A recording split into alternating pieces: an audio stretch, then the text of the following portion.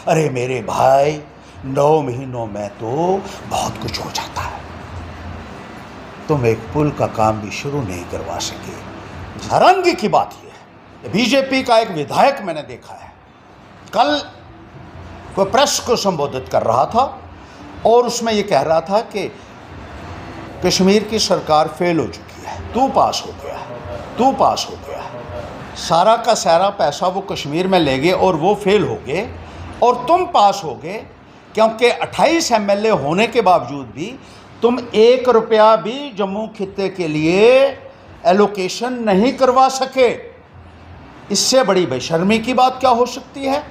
और इससे बड़ी नालायकी आज तक इतिहास में हमने कभी नहीं देखी। इनकी जुबान दिल्ली और गुजरात वालों के पास गिरवी है, ये बोल नहीं सकते।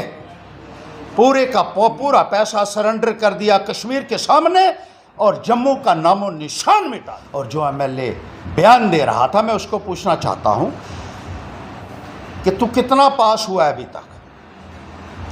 अरे सुध महादेव से जो डोडा को टनल बनना था, जिसके लिए रकूमात भी एलोकेट हो चुकी थी, वो भी शेल्व हो गया, खत्म हो गया, खारिज हो गया वो काम। उसका पैसा कहां गया? कौन ले गया? तुम्हें मालूम है कुछ? एक लफ्ज भी नहीं बोलना है, सिर्फ आलोचना करनी है उनकी जो अपना काम कर रहे हैं। अरे तुम भी सीखो, मैंने बहुत सिखाने की भी कोशिश की थी, अभी तक समझ में नहीं आया। और अपना अधिकार लेने के बजाय दूसरे लोगों के ऊपर इल्ज़ाम थोप दो, ये इन्होंने सीखा है। इस पुल का क्या हुआ? असल में बरमीन गौडी वाला जो पुल है, लेकिन वो पैसा इलेक्शन से पहले मंजूर होने के बाद भी अभी तक पुल का काम शुरू क्यों नहीं हुआ? अरे मेरे भाई, 9 महीनों में तो बहुत कुछ हो जाता है। तुम एक पुल का काम भी शुरू नहीं करवा सके। देखिए, केंद्र सरकार की तरफ से जम्मू कश्मीर के लिए पिछले दिनों 10,637 करोड़ रुपए का पैकेज जम्मू कश्मीर के लिए इसका ऐलान किया गया, एलोकेट किया गया। लेकिन सारा का सारा पैसा जो जम्मू और कश्मीर के लिए था, वो पैसा सिर्फ कश्मीर में चला गया, पूरा 10,637 करोड़ रुपया, और जम्मू खित्ते को 1 रुपया भी नहीं मिल सका। ये है भारतीय जनता पार्टी के 28 MLA की कारकर्दगी। हैरानगी की बात यह है कि बीजेपी का एक विधायक मैंने देखा है, कल कोई प्रेस को संबोधित कर रहा था और उसमें यह कह रहा था कि कश्मीर की सरकार फेल हो चुकी है। सारा का सारा पैसा वो कश्मीर में ले गए और वो फेल हो गए और तुम पास हो गए, क्योंकि 28 MLA होने के बावजूद भी तुम 1 रुपया भी जम्मू खित्ते के लिए एलोकेशन नहीं करवा सके। इससे बड़ी बेशर्मी की बात क्या हो सकती है? और इससे बड़ी नालायकी आज तक इतिहास में हमने कभी नहीं देखी। जब से आज़ादी मिली है, पहली बार ये हुआ है कि एक पैकेज जो जम्मू कश्मीर के लिए आया था, उसमें से 1 रुपया भी जम्मू को नहीं मिला। अरे पहले भी कोई 30 या 40% तो मिल ही जाता था, लेकिन 1% भी जम्मू प्रांत को नहीं मिल पाया। और MLA साहब कहते हैं कि वो फेल हो गए कश्मीर वाले, तू पास हो गया, क्योंकि पूरे तरीके से सरेंडर कर दिया। बोलने की हिम्मत नहीं है। इनकी जुबान दिल्ली और गुजरात वालों के पास गिरवी है, ये बोल नहीं सकते। पूरे का पूरा पैसा सरेंडर कर दिया कश्मीर के सामने और जम्मू का नामो निशान मिटा दिया इन लोगों ने। ये सरेंडर पार्टी ऐसे नहीं बोलते, ये सब कुछ सरेंडर करने वाले लोग हैं और इसका हिसाब इनको देना होगा। और जो MLA बयान दे रहा था, मैं उसको पूछना चाहता हूं कि तू कितना पास हुआ है अभी तक? अरे सुध महादेव से जो डोडा को टनल बनना था, जिसके लिए रकूमात भी एलोकेट हो चुकी थी, वो भी शेल्व हो गया, खत्म हो गया, खारिज हो गया वो काम। उसका पैसा कहां गया? कौन ले गया? तुम्हें मालूम है कुछ? एक लफ्ज़ भी नहीं बोलना है, सिर्फ आलोचना करनी है उनकी जो अपना काम कर रहे हैं। अरे तुम भी सीखो, मैंने बहुत सिखाने की भी कोशिश की थी, अभी तक समझ में नहीं आया।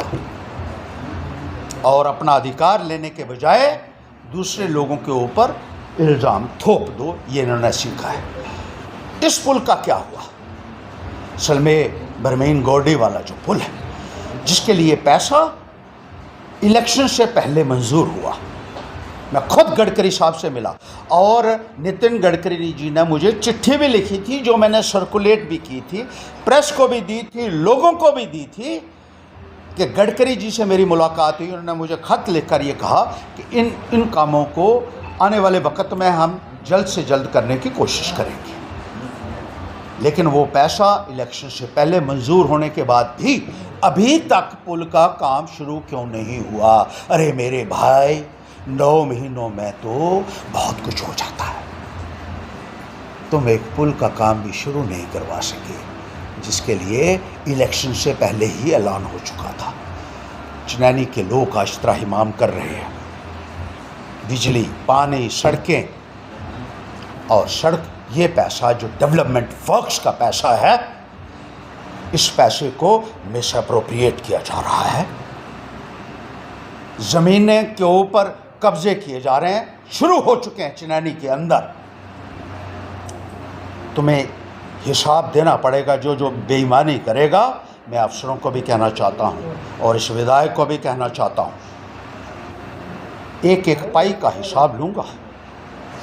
याद रखिएगा, जहाँ बेईमानी होगी, बेईमानी करने वाले का पीछा मैं उसकी कब्र तक करूँगा।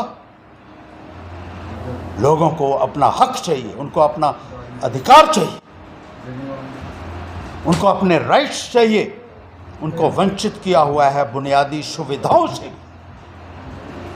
और जो डेवलपमेंट रिलेटेड इश्यूज हैं उसकी कहीं बात नहीं की जा रही है। असेंबली में ये लोग जाते हैं तो अपनी तनख्वाह की बात करते हैं, इनकी तनख्वाह बढ़ाओ।